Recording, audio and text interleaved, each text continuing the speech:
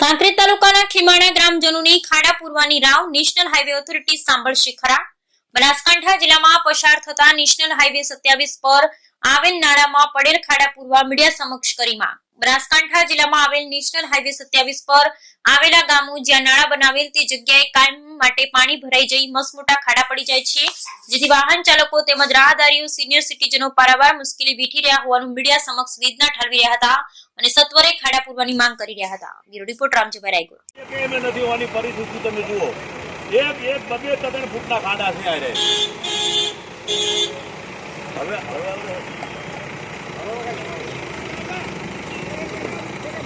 वो तो किया हो गया देखो હવે આ ટ્રેક્ટર હોય આ ચાલી એકસાઈ નથી આ ટ્રેક્ટરો નથી હેડી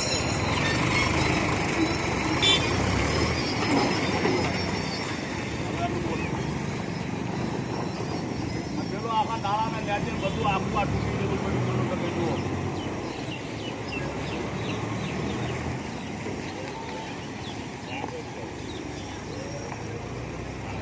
આ જાગૃત નાગરિકો 2 જણા અને સિનિયર સિટીઝનો અમારી એક વેદના છે આ હાઈવે ઓથોરિટી વાળાને કે અહીંયા 2 ફૂટના ખાડાઓ પડ્યા છે, વાહનો નથી ચાલતા, અમે સિનિયર સિટીઝનો માણસો હેડતા હેઠા પડી જઈએ છીએ।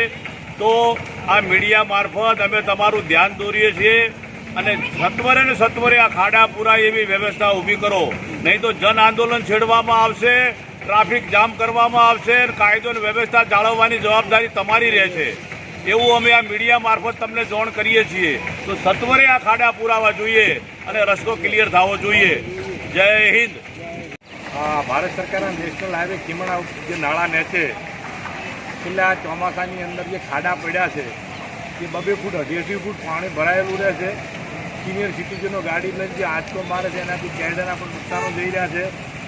આ હાઈવે ઓથોરિટીવાળા કોઈ પણ પ્રકારની જે 24 કલાકની અંદર આ ચોમાસાની અંદર જે કામગીરી પૂરી કરવાની હોય એને કોઈ ધ્યાને લેતું નહીં। આ કોન્ટ્રાક્ટ એજન્સી કોણ છે એ બનાસકાંઠા કલેક્ટરે અને હાઈવે ઓથોરિટીએ નક્કી કરી અને સત્વરે જો આ નહીં થાય તો ઘણા લોકોનો એક્સિડન્ટ થશે, લોકો થશે, શાળાથી આવતા બાળકો જો 1000 થી 1200 બાળકોની અવરજવર છે।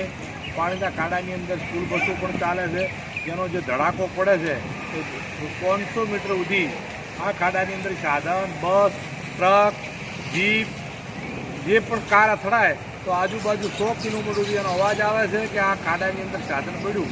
એટલા માટે સત્વરે મારી ભારત સરકારના નેશનલ હાઈવે ઓથોરિટીના અધિકારીઓ બનાસકાંઠાના એક ધર્મ અપીલ છે કે સત્વરે ખાડા પૂરાઈ જાય, એમાં ડામર નહીં થઈ જાય, જે કંઈ કરવું પડે સત્વરે ધોરણે કરી અમારી ધર્મ અપીલ છે।